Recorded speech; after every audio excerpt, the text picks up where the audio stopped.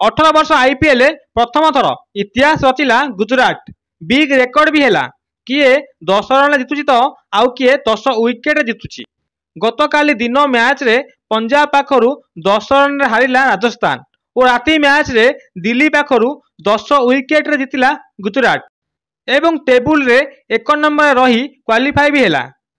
दर्शक बंधु दिल्ली गुजरात मैच रे दिल्ली प्रथम बैटिंग करी केएल राहुल को धुआंधार बैटिंग करी 65 बॉल रे 112 रन करथिले जेउथे थिला 14टी चौका 6टी छक्का और अभिषेक पोरेल 19 बॉल रे 30 रन अक्षर पटेल 16 बॉल रे 25 रन सहायता रे दिल्ली 20 ओवर रे 3 विकेट हराई 169 रन करथिला।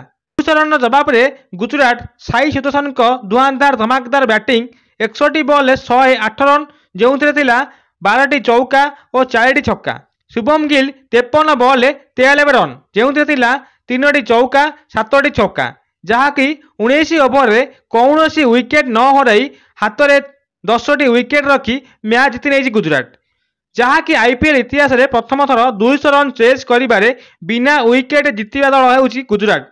यह होउची 18 वर्ष आईपीएल प्रथम थर जहाँकि बिना विकेट रे जितिबा।